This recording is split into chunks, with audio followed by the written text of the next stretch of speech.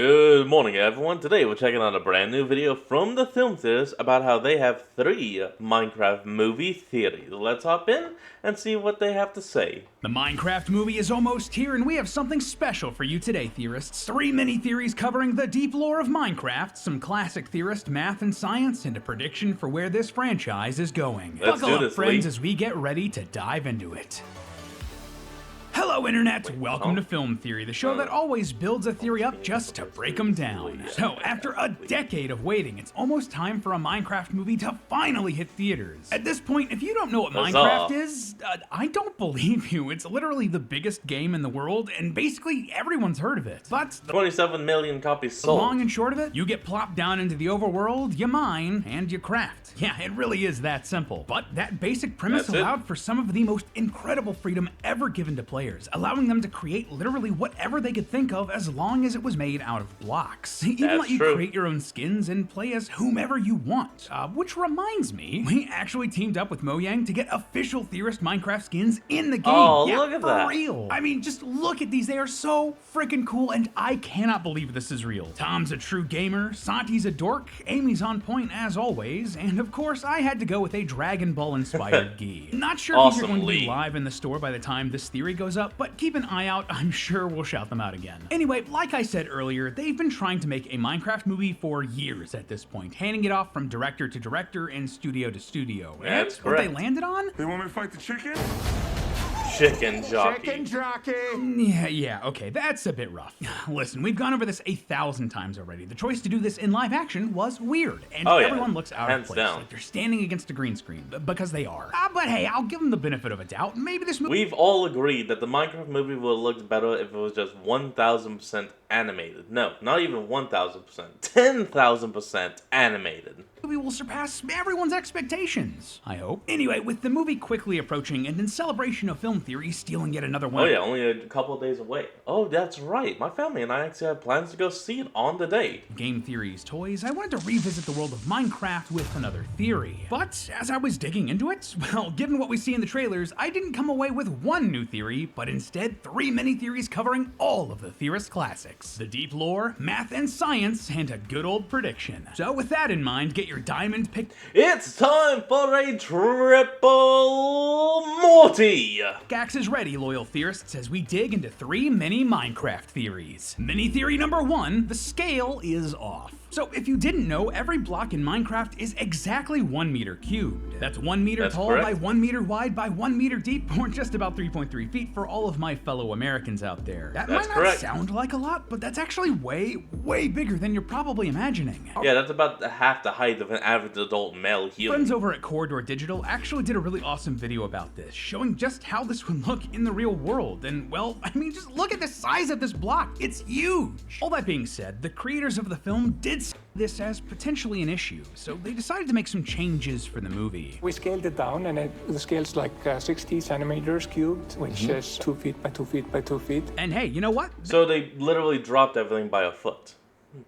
Actually, I guess that's not too bad. That checks out. Just eyeballing the blocks from the trailer, that seems to be roughly correct. But, well, I wanted to have some fun with math here and question, what if these were full-sized blocks? What would that mean for the characters in this movie and how comically big they'd be? So let's start with Steve, because measuring They'd be Jack very Black's big. height here would actually be quite easy. In some parts of the trailers, we see him standing by several dirt blocks. Using our trusty friend pixel measurements, we can determine that Jack Black is 402 pixels tall, and just That's about pretty good. 2.5 times the size of these blocks here. So if Steve in the Minecraft movie is 2.5 blocks tall, and if the blocks were 1 meter tall each, that would make Steve 2.5 meters tall, or 8 foot 2 inches. That is massive. Shaquille O'Neal, you know, the basketball player famous Okay. for being tall, is only 7 foot 1 or 2.16 meters tall. And this is Holy also damn. extra funny because Steve is supposed to canonically be 6 foot 2 inches in the games, and Jack Black is a short king in real life, standing at just 5'6" or 1.68 meters. Oh, Someone wow. else that would suddenly be Didn't know comically that. tall here would be our main character, Henry. In the trailers, we see him stand next to part of a tree that is 2 blocks high. Henry is bending over here slightly and is still a touch taller than these 2 blocks, meaning that he'd be just about 2.25 meters or 7 foot 4 inches tall. Man, Holy yes, he hit shit. his growth spurt, huh? But that's nothing Damn, compared to the massive Aquaman size. himself, Garrett the Garbage Man Garrison. Now, Jason Momoa is that's already cool. pretty tall in real life. He's 6'3" or 1.93 meters tall, but he's a giant in our little hypothetical here. Using this shot of Oh, Garrett, you yeah. can see that he's just about as tall as 3 stone blocks, maybe even slightly taller because he isn't standing completely straight. In this case, the Garbage Man would be a massive 3.1 meters or 10 feet tall. 10 feet! That would Holy actually make shit. Garrett taller than the tallest man to have ever been recorded, Robert Wadlow, who was a measly 8'11". Now, once again, I'm Measly 8'11", you say.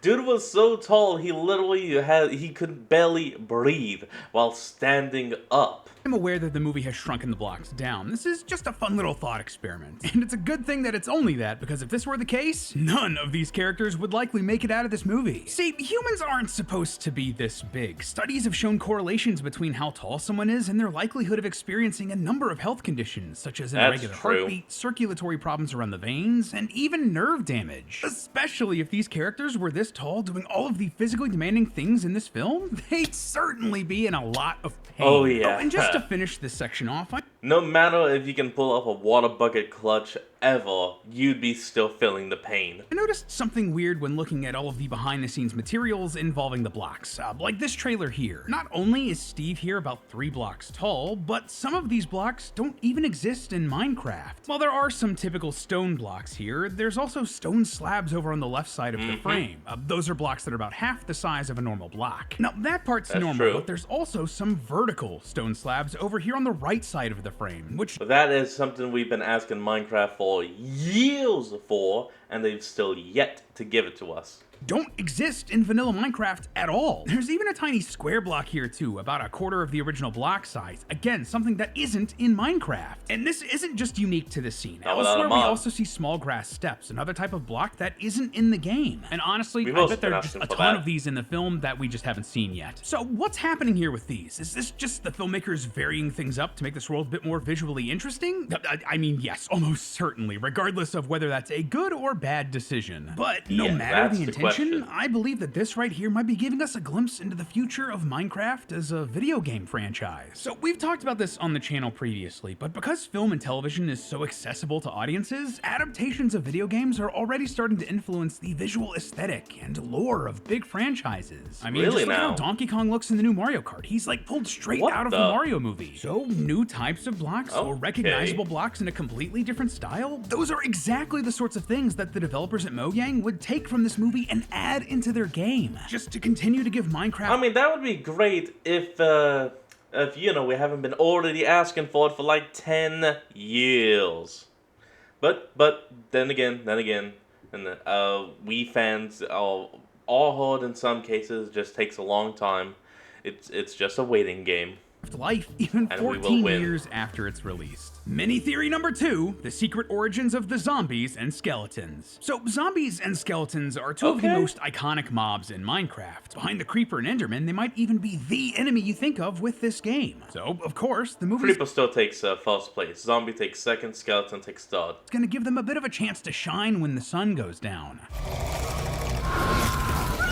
Oh wait, just Enchanted hold on bow? a second there. These zombies and skeletons are undead mobs, but undead what exactly? The zombies in the game have always been designed to look like dead versions of Steve, wearing the exact same clothes as him. That always implied that these are supposed to be zombified player characters, or builders, or whatever the heck we're gonna classify Steve as. That's further I would just supported say by the fact characters. that zombie villagers are a completely different mob in Minecraft, so these regular zombies aren't villagers that just met a bad end. At the very least, That's the movie true. seems to be taking cues from the game here, but we see Steve fighting a zombie in the trailer and they're wearing the same clothes. And not only that, but both the zombies and skeletons look way more, well, human than anything else we've seen in Minecraft. They have Yeah. extra joints like elbows, and unlike the definitively blocky creatures like piglins and villagers, they're rounder, for a lack of a better word. They just look like regular people you've kind of just plopped a square head on. Oh, yeah. What's Yeah, I going can on see here? that. Is there anything we can dig into that explains the lore here? According to our sister location We need to pull a Frankenstein and dig up some dead. in game theory, we found countless signs proving the existence of an ancient civilization of builders who were able to craft and build the ruins and monuments we stumble upon in the game. However, after their numerous experiments, they eventually created the Wither. They ended up escaping from it into a new dimension known as the End, where they lived out their final days. We believe Becoming that the the End of in-game Men. player character, Steve, is a descendant of these ancient builders due to his ability to build and craft. Just go check out Game Theory's in-depth Minecraft lore series if you want more of that. I did. If Loved the it. Minecraft movie follows any sort of a similar storyline, that would mean that Steve's ability to build was passed down by his ancestors, the ancient builders, which would be why he yearns for the mines. As a child, I yearned for the mines. Okay, no, hold on. Before we continue on, I love that because we've been making a joke like that for years because of how big Minecraft got.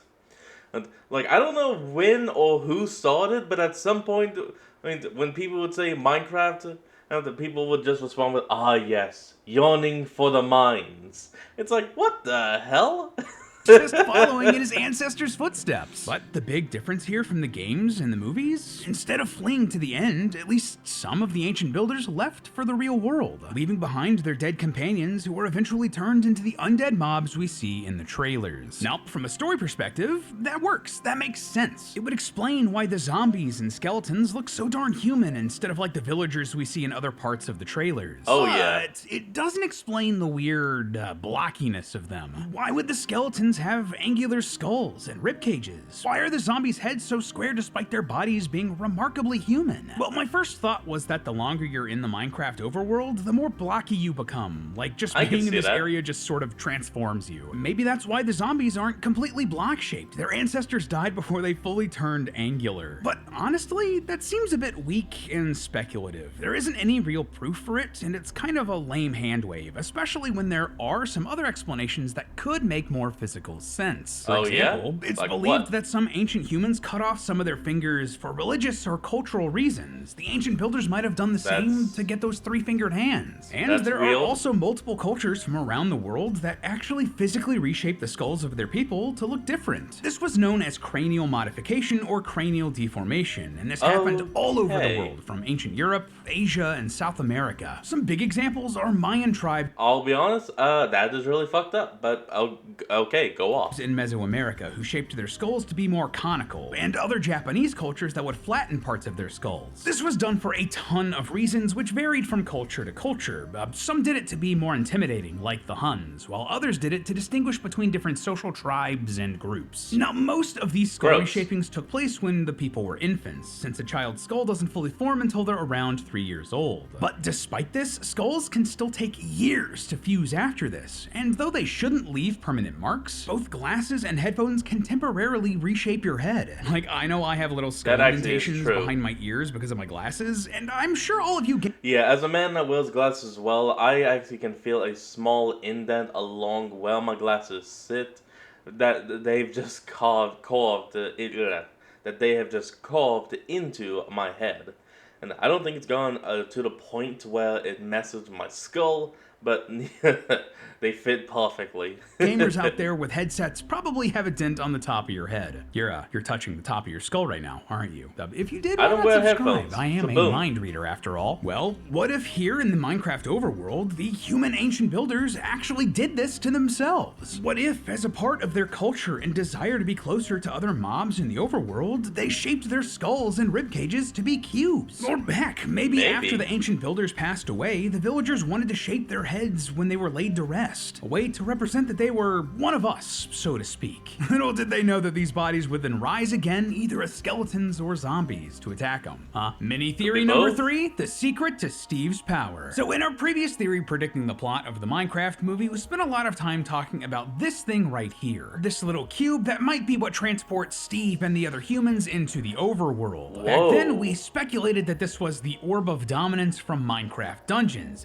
Yes, I know it's a little little cube. Minecraft is weird sometimes. Long story short, the Orb of Dominance is a powerful item from the end that is used for evil. The correlations were pretty strong at the time, but since then, well, new information has come to light that gives us a different answer to what this orb might be, and it comes from a source you might not expect. A real-world attraction. See, Mojang recently announced the Minecraft experience, taking place in London starting April 4th, 2025. Oh, actually, yeah, you could kind of see it right there for a little bit.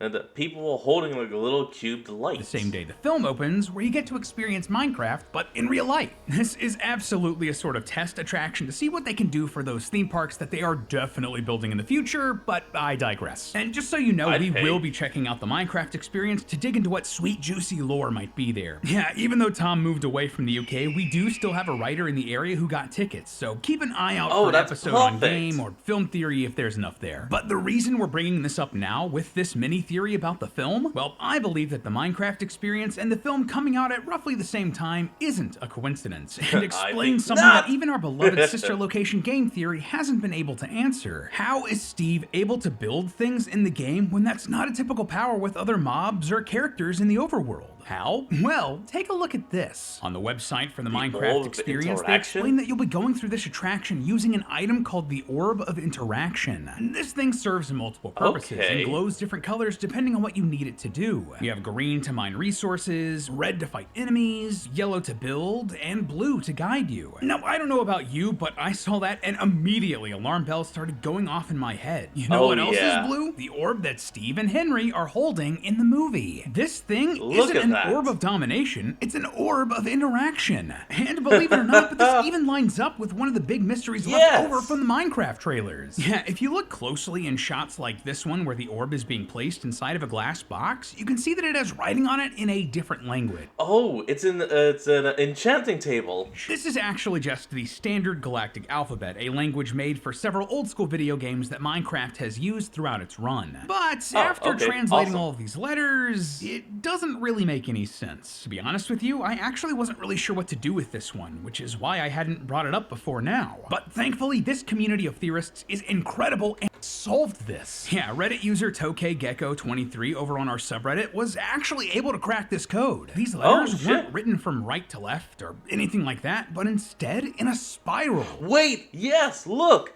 Look, iron, gold, stone. Yeah, look at that.